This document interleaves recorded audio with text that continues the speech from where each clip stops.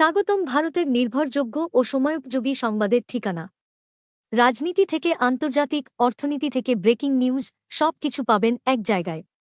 সত্য ও নিরপেক্ষ সংবাদ জানতে এখনই সাবস্ক্রাইব করুন বাংলা ফ্ল্যাশ টিভি। নিজের রাজ্যেই জনপ্রিয়তায় বড় ধাক্কা মুখ্যমন্ত্রী মমতা বন্দ্যোপাধ্যায়ের। দেশের রাজনীতিতে যিনি অন্যতম আলোচিত মুখ, সেই মমতা এবার ইন্ডিয়া টুডের মুড অফ দ্য নেশন সমীক্ষায় একদিকে যেমন সারা দেশে জনপ্রিয়তার নিরিখে দ্বিতীয় স্থানে উঠে এসেছেন, অন্যদিকে নিজ রাজ্য পশ্চিমবঙ্গে জনপ্রিয়তা হারাচ্ছেন দ্রুত।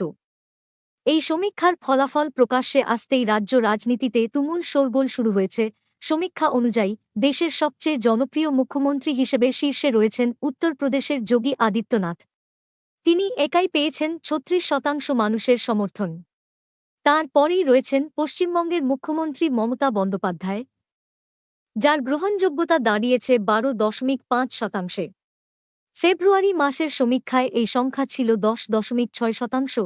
সেখান থেকে খানিকটা হলেও বৃদ্ধি পেয়েছে মমতার সর্বভারতীয় জনপ্রিয়তার নিরিখে তৃতীয় স্থানে রয়েছেন অন্ধ্রপ্রদেশের মুখ্যমন্ত্রী চন্দ্রবাবু নাইডু, যার সমর্থন পেয়েছেন ৭.৩% মানুষ। এরপর চতুর্থ থেকে দশম স্থানে রয়েছেন নীতীশ কুমার, এম.কে. স্ট্যালিন, পিনারাই বিজয়ন, রেবন্ত রেড্ডি, মোহন যাদব, হিমন্ত বিশ্ব শর্মা এবং দেবেন্দ্র ফড়নবিস। কিন্তু চাঞ্চল্যকর তথ্য হল, মমতা বন্দ্যোপাধ্যায়ের এই জনপ্রিয়তা দেশের মানুষের মধ্যে বাড়লেও নিজের রাজ্য পশ্চিমবঙ্গে উল্টো ছবি ধরা পড়েছে। গত ফেব্রুয়ারির সমীক্ষায় যেখানে তার গ্রহণযোগ্যতা ছিল ৪৬%, সেখানে সর্বশেষ সমীক্ষায় তা নেমে এসেছে মাত্র ৩০.১%। অর্থাৎ এক ধাক্কায় প্রায় ১৬% কমেছে রাজ্যবাসীর সমর্থন।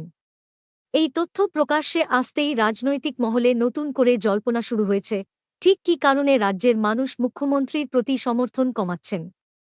অন্যদিকে নিজ নিজ রাজ্যে সবচেয়ে বেশি জনপ্রিয় মুখ্যমন্ত্রীদের তালিকায় শীর্ষে রয়েছেন অসমের হিমন্ত বিশ্ব শর্মা, যার প্রতি সমর্থন জানিয়েছেন ৪৪.৬% মানুষ। এই তালিকায় দ্বিতীয় ও তৃতীয় স্থানে রয়েছেন যথাক্রমে ছত্তিশগড়ের মুখ্যমন্ত্রী বিষ্ণু দেও সাই এবং ঝাড়খণ্ডের মুখ্যমন্ত্রী হেমন্ত সোরেন।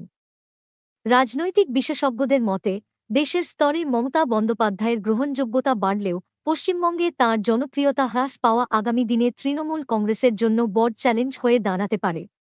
বিরোধী শিবির ইতিমধ্যেই সমীক্ষার এই ফলাফলকে হাতিয়ার করে তৃণমূল সরকারকে আক্রমণ শুরু করেছে।